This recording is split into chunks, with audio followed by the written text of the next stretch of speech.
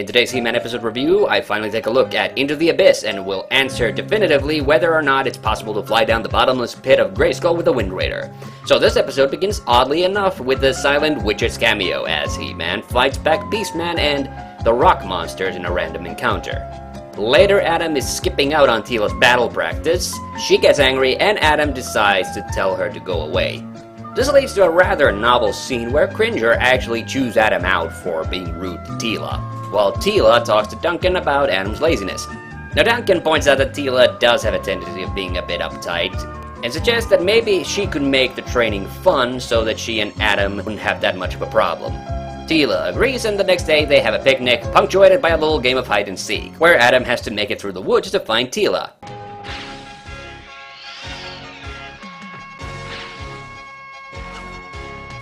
I hope Adam didn't get lost already.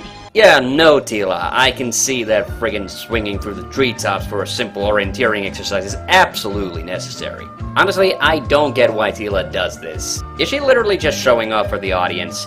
Now, before we continue with the obligatory story synopsis, I do have to already point out that one of my favorite aspects of this episode is the dialogue. This episode really gets down and dirty about Adam and Teela's relationship, and it's thoughtfully and tastefully written. It honestly puts most other He-Man episodes to shame. No surprise, as Robert Lamb also happened to write one of my favorite Season 2 episodes, Not So Blind. An element this episode has in common with that one is how there really is no villain in this episode. Well, Beastman gets a little cameo at the start, but that's it. There is the obligatory Orko's word mix-up pun when he's trying to get a rock out of his hat. Oh, no thanks, I have my own rock.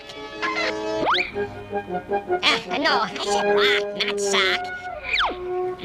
No, not clock, rock. That's better. That was something that I'm pretty sure was just studio mandated during Season 2, because it crops up here and there in other episodes. On the way, Teela runs into the little blue thing from Orko's Missing Magic, and decides to name it Pookie, for some goddamn reason. So, Adam does find Teela, and they go for another round, this time racing to Grayskull, and not giving Teela a head start, but luckily Adam falls into a chasm, so Teela has time to put distance between her and Adam. Teela then tails into Grayskull, where Pookie decides to stand dangerously close to the pit's edge, and Teela falls in, and we, of course, get my favorite stock sound effect, the world's loudest scream. After having fallen, Teela comes to, but her arm is broken and Adam doesn't see her at Grayskull, so he doubles back to Cringer. But eventually, they return to the palace, and it's here where they finally realize that Teela can't be found. They luckily remember about the MacGuffin of the day, which is this tracker showing Teela's location. Adam, Orko, and Duncan go to Grayskull and realize what's happened. Now here we come to what I think is this episode's best part. I do think Filmation did a poor job selling Teela's broken arm, but at least it explains why she can't climb out of the chasm. I'm always a big fan of episodes like this, where there's no villain and the threat actually comes from the situation the characters find themselves in.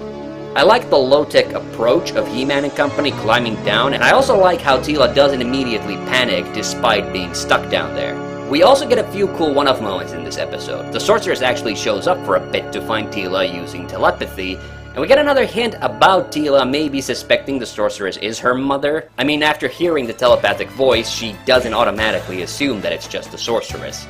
It's a nice little tease, though ultimately it doesn't go anywhere in this episode. The transformation scene is also great. We get the shaded Adam, and we actually see the power of Grayskull surging from the pit. Though I do have to imagine that this shit would be pretty damn frightening. Anyway, to point out again the plot inconsistency from my last episode review, they explicitly state in this episode that they can't use a Wind Raider to go down because of the strong updrafts. You see, this is nice because it does give us a clean explanation why He-Man and company have to climb down, but alternately, it does make He-Man flying down in the chasm in the other episode seem apocryphal now.